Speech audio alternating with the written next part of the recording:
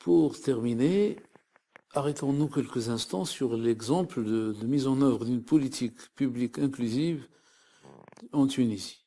Après le 14 janvier 2011, les personnes handicapées, à l'instar des autres Tunisiens, se sont mobilisées pour défendre pleinement leurs droits et tenter de les promouvoir.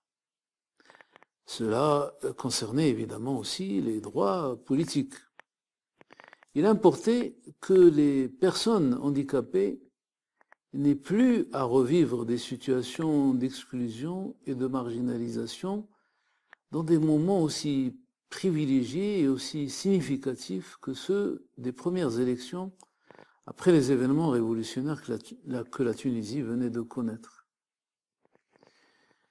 Pour les élections d'octobre 2011, considérées comme la première étape du long processus de transition démocratique en Tunisie, il y avait le risque que rien ne change par rapport au passé, particulièrement concernant l'accès aux lieux du scrutin et concernant la qualité, le taux de participation politique. Et il n'y avait pas initialement de mesures spécifiques prises ou prévues par l'instance supérieure indépendante pour les élections. En particulier concernant cette catégorie de la population.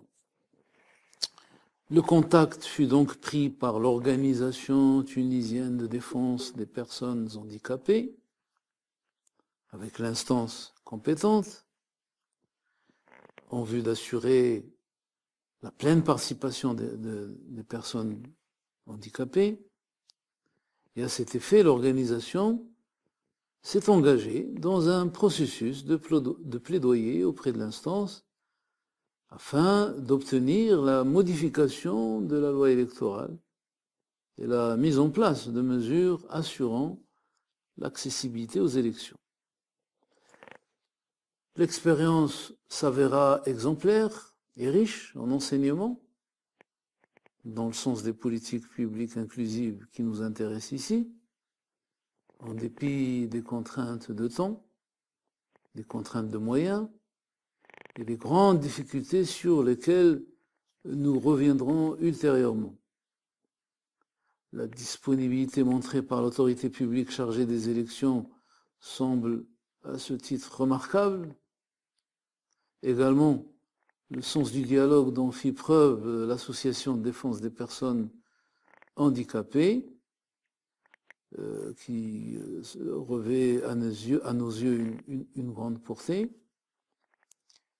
Et également, il faut le souligner, le degré d'inclusion réalisé est apparu aux yeux des acteurs, et ils apparaissent aussi aux yeux des observateurs, comme incontestable.